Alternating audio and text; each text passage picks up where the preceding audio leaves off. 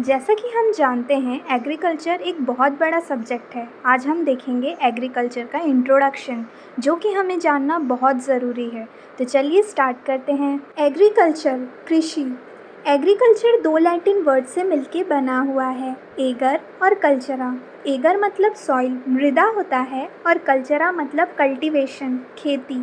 तो एग्रीकल्चर का मीनिंग क्या हुआ? मृदा में फसल लगाने की प्रक्रिया, जिसे हम एग्रीकल्चर कृषि कहते हैं।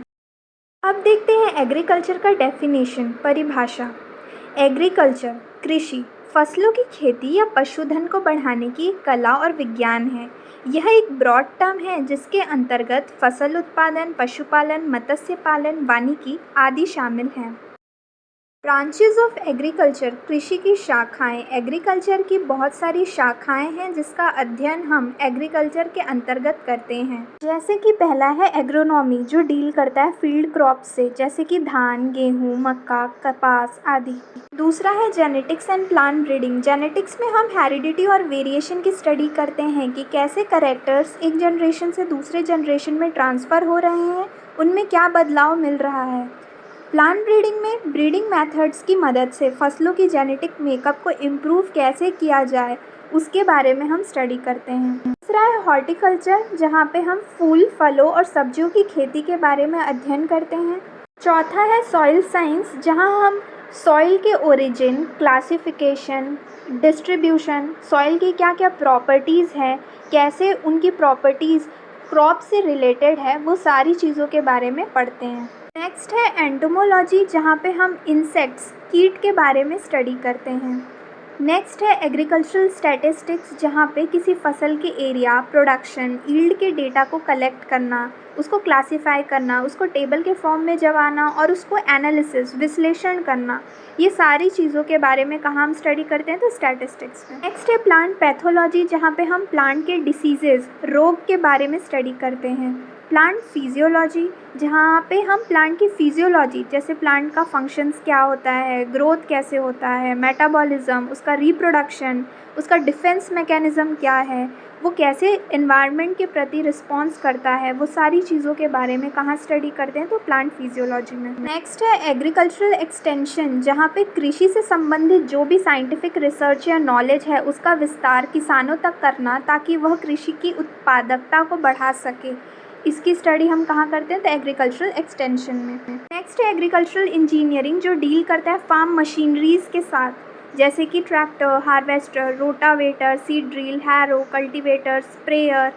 फील्ड प्रिपरेशन से लेके हार्वेस्ट से लेके पोस्ट हार्वेस्ट प्रोसेसिंग तक जितने भी फार्म मशीनरीज़ जिसका उपयोग किया जाता है ताकि एग्रीकल्चरल एफिशिएंसी को बढ़ाया जा सके, उससे डील करता है कौन, एग्रीकल्चरल इंजीनियरिंग। नेक्स्ट है एग्रो फॉरेस्ट्री, जो कि संबंधित है वुडी प्लांट्स को, जैसे कि ट्रीज़, श्रब्स, बम्बूज को एक ही लैंड में एग्रीकल्चरल क्रॉप्स के साथ लगाना, या फिर वुडी प्लांट्स को पशुपालन के साथ लेना। नेक्स्ट है एनिमल हस्बेंड्री, जिसमें हम पशुओं, एनिमल्स की स्टडी करते हैं जिन्हें मांस, दूध, फाइबर या अन्य उत्पादों के लिए पाला जाता है। अब देखते हैं एग्रोनॉमी के बारे में। एग्रोनॉमी दो ग्रीक वर्ड एग्रोस और नोमोस से बना हुआ है, जिसमें एग्रोस का मतलब फील्ड, खेत से है, और नोमोस का मतलब टू मैनेज, प्रबंधन करने से है। तो अगर हम इसे पूरा देखें तो एग्रोनॉमी का मीनिंग हुआ खेत का प्रबंधन करना। देखते हैं एग्रोनॉमी का डेफिनेशन, परिभाषा।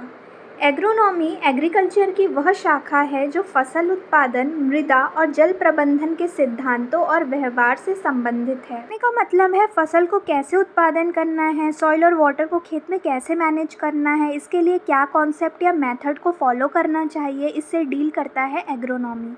वहीं अगर आपसे पूछा जाए कि फादर ऑफ एग्रोनॉमी कौन है, तो उसका आंसर होगा पीटर डेक्रीसेंजी। इन्होंने एक बुक भी लिखी है जिसका नाम है ओपस रूरेलियम कैमोडेरम, इसे ध्यान रखिएगा। अब हम देखेंगे आईसीआर और आईएआरआई की हिस्ट्री के बारे में कि कैसे स्थापित हुए, कब इनका नाम में परिवर्तन किया गया, इनके डायरेक्टर जनरल पहले कौन थे, अब कौन है, क्योंकि ये बहुत ही इंपॉर्टेंट टॉपिक है एग्ज़ाम पॉइंट ऑफ व्यू से, और क्वेश्चंस जनरली बनते हैं यहाँ से और एग्ज़ाम में भी पूछे जाते हैं। तो इस पार्ट को बिल्कुल भी स्किप नहीं करना है, इसे हमें अच्छे से ध्यान रखना है, इसके ख़ास तौर पर इसके ईयर को। तो रॉयल कमीशन ऑन एग्रीकल्चर 1926 में गठित किया गया था। उस टाइम वाइसरॉय लॉर्ड लिनलिंथगो थे। इस कमीशन को गठित भारतीय कृषि और ग्रामीण अर्थव्यवस्था की जांच करने और रिपोर्ट तैयार करने के लिए किया गया था। तो रॉयल कमीशन ऑन एग्रीकल्चर ने भारतीय कृषि और ग्रामीण अर्थव्यवस्था की रिपोर्ट कब सबमिट की थी या प्रस्तुत कब की थी? तो 1928 को, जिसमें आईसीआर को स्थापित करने की सिफारिश भी की गई थी।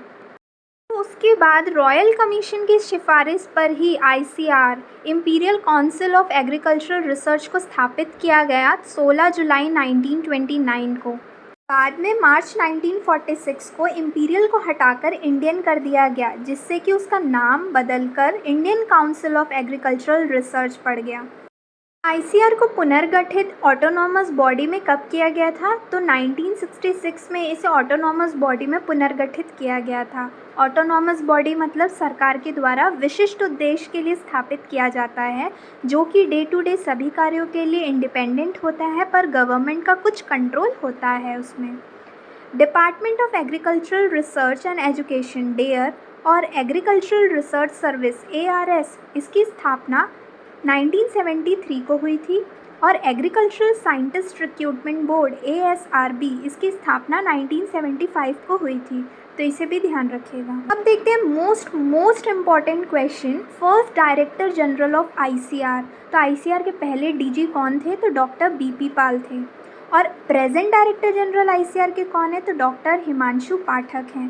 तो इसे मोस्ट IM पे टिक कर लीजिए। देखते हैं Indian agricultural research institute IARI के बारे में। इसकी स्थापना 1905 पूसा, बिहार में की गई थी। इंडिपेंडेंस के बाद इसका नाम इंपीरियल एग्रीकल्चरल रिसर्च इंस्टीट्यूट से बदलकर इंडियन एग्रीकल्चरल रिसर्च इंस्टीट्यूट कर दिया गया। कब किया गया था? तो 1947 को। चूँकि 1934 में IRI की बिल्डिंग अर्थक्वेक की वजह से क्षतिग्रस्त हो गई थी, जिसकी वजह से IRI को पूसा, न्यू दिल्ली शिफ्ट कर दिया गया। तो पूसा बिहार से पूसा, न्यू दिल्ली IRI को शिफ्ट किया गया था 1936 को।